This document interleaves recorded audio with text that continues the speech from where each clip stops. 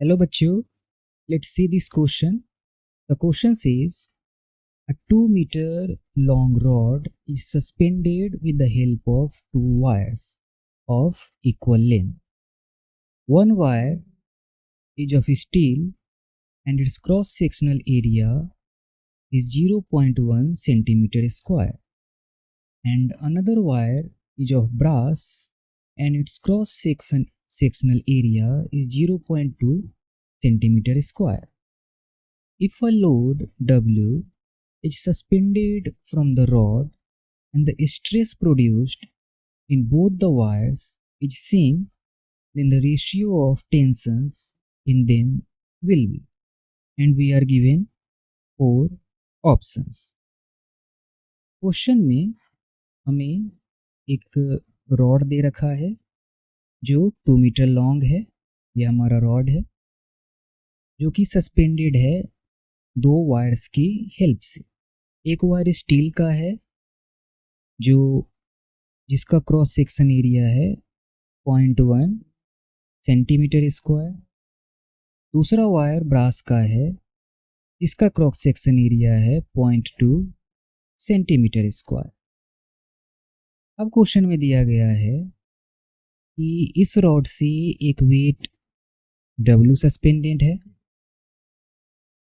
अब इस अरेंजमेंट के कारण दोनों वायर्स में स्ट्रेस प्रोड्यूस हो रही होंगी, तो हमें गिवन है कि ये स्ट्रेस जो दोनों वायर में है वो सेम है। तो हमें फाइंड आउट करना है कि जो टेंशन है दोनों वायर में T1 और T2 इसका रेशियो क्या है। एग्जैक्टली हमें फाइंड आउट करना है कि T1 डिवाइडेड बाय T2 क्या है।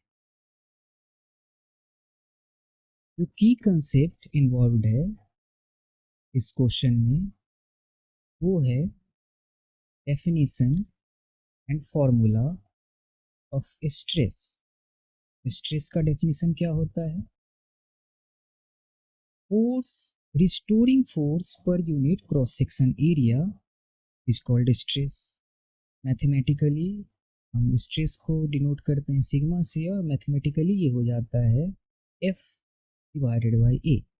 यहाँ F है रिस्टोरिंग फोर्स और A है क्रॉस सेक्शन एरिया। अब जनरली जो हमारा रिस्टोरिंग फोर्स होता है उसके जगह हम अप्लाइड फोर्स को यूज करते हैं, क्योंकि अप्लाइड फोर्स और रिस्टोरिंग फोर्स दोनों एक दूसरे के इक्वल और अपोजिट होते हैं। चलिए इन सारे पॉइंट्स का यूज करके हम आगे क्वेश्चन को सॉल्व करने की कोशिश करते हैं। फिगर के हिसाब से स्टील वायर में जो टेंशन है वो है T1, और क्वेश्चन में गिवन है कि cross section area of steel wire है 0.1 सेंटीमीटर स्क्वायर।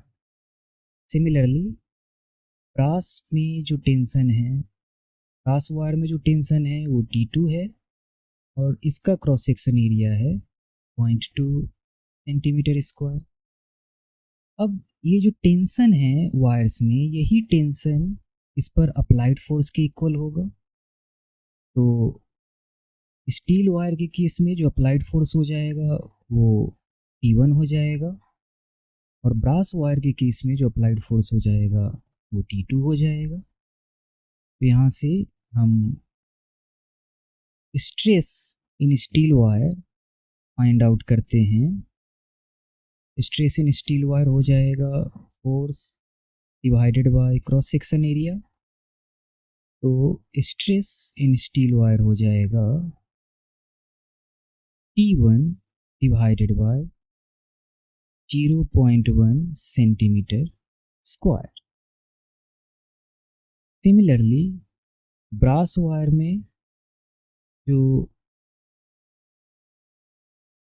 स्ट्रेस हमारा होगा वो होगा force on brass wire divided by cross section area of brass wire. तो ब्रास वायर में हमारा स्ट्रेस हो जाएगा T2 divided by 0.2 centimetre square. तो यहाँ से ब्रास वायर में जो स्ट्रेस होगा वो होगा T2 divided by 0.2 centimetre square. अब क्वेश्चन के हिसाब से ये दोनों इक्वल होने चाहिए, तो चलिए इन्हें इक्वेट कर लेते हैं। तो stress produced in steel wire should be equal to stress produced in brass wire। अब stress produce in steel wire है T1 divided by 0.1 centimetre square, और ब्रास वायर में जो स्ट्रेस प्रोड्यूस्ड है वो है T2 divided by 0.2 centimetre square.